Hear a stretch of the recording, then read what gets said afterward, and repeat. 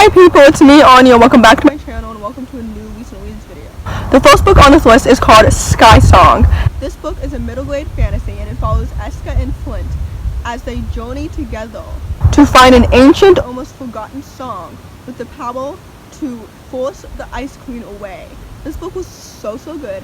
I ended up giving it 4 stars because A, the setting was so well done. The world building was so eloquent and wonderful and I loved the wintry setting. B, the characters together, I love them. I love the dynamic between them. I love the characters individually. Their friendship was so well developed and I really enjoyed it. And 3, the action-packed, fast-paced plot was so well done. I can definitely understand why this book has such high ratings on Goodreads because it definitely deserves it. It is so good. I'm surprised that I didn't read it earlier this year because it's so well done and overall it just gives me a very comforting, magical feel, you know what I mean? And I love it when middle grade fantasies give you that comforting, magical feel. You know what I mean? So essentially this book was so good and I ended up giving it 4 stars. And also I'd like to apologize because I know that the lighting is changing a lot right now, but it'd be like that sometimes when you film in the middle of the woods.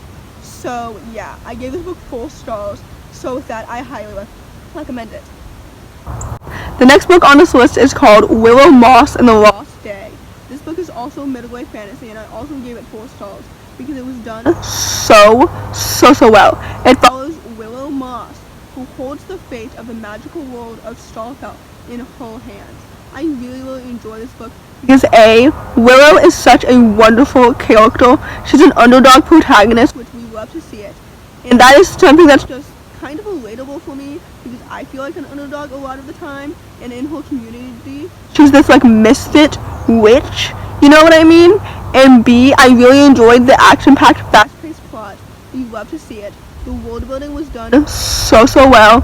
And D, this book kind of reminded me of Eva Evergreen, semi-magical witch, and I feel like Willow and Eva would be such great friends, especially towards the end of their stories, you know what I mean? I really enjoyed Willow's character development. It was done so well. I'm so excited to see what will happen next in the sequels. This book is the first in the trilogy, so I will gladly read the rest of this trilogy and I'm so excited. So yay. I would recommend this book, like I said, to fans of Eva Evergreen's semi-magical witch. I would recommend it to anybody who enjoys middle grade fantasies. This book was done so well and like I said, I gave it 4 stars. So there you go. The next book on this list is called Heiress Apparently. This book is a YA contemporary and I gave it 3.5 stars. It follows Gemma, who figures out that she is the descendant of the only official recognized Empress Regent of China, and she figures this out as she is an up-and-coming actress in Hollywood. So this book was solid. It was good. Like I said, I gave it 3.5 stars because A, I liked Gemma as a character. She felt realistic to me. She didn't feel unrealistic or too juvenile or anything like that.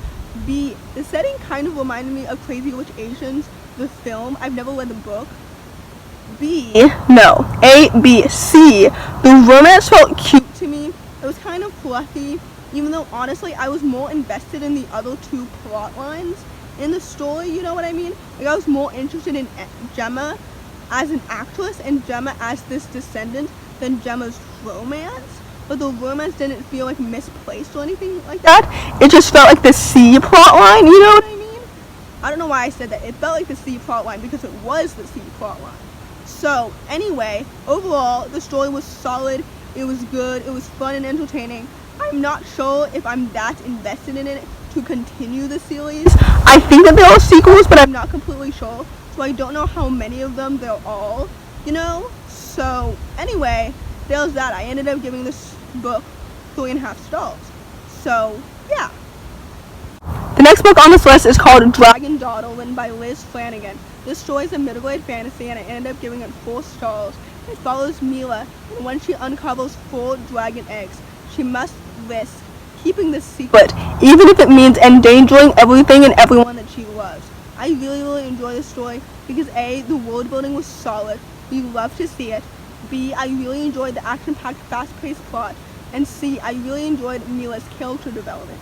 Also, I don't know if I'm pronouncing her name incorrectly. I don't know if it's Mila or Mila, but anyway, this story was done so well. This book is so underrated, and for what? Because it's so good. I love dragon fantasies because I love like learning about fantastical animals. I know some people could argue that dragons once existed, but I think that they're fantastical. But anyway, I just love learning about animals. They're just so cool. Possibly a little bit cooler than humans, even though humans are technically animals too. Anyway, the point is, this story was done so well, and I'm so excited to read the companion novel. I don't know when this is going to happen, but I'm hoping to read it soon. So with that, I gave this book 4 stars, so I would highly recommend it. So yeah. The last book on this list is Loveless, written by Alice Oseman. First of all, if you're wondering where I got this book, because I kept saying that it's not available in my country, and it isn't yet. I found it on this ebook online library, and I'm going to leave the link in the description below in case you're interested. Anyway, Loveless, written by Alice Oseman, if you didn't know, is a YA contemporary, and it follows Georgia, who's figuring out her sexuality in her first year of university. I really enjoyed this book, and I ended up giving it 5 stars. It definitely lived up to my expectations. For those who don't know, Loveless was one of my most anticipated books of 2020, and it was done so well. I absolutely loved it.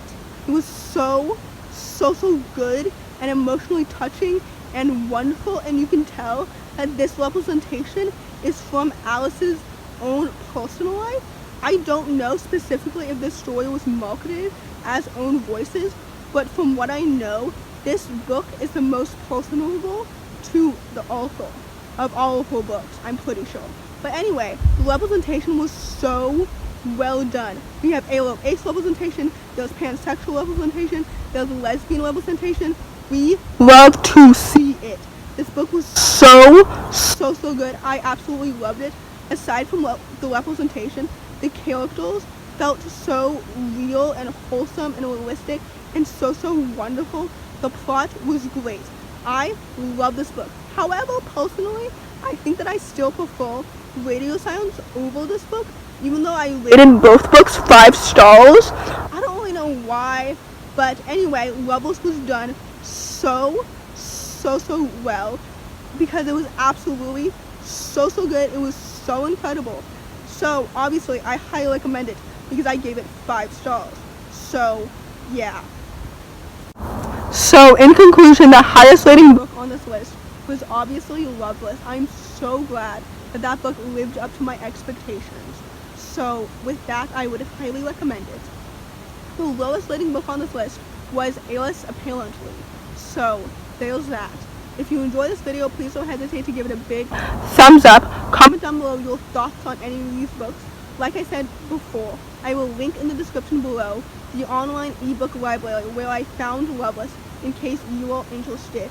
And yeah, thanks for watching. Subscribe to my channel if you're new, and I'll see you in my next video. Bye!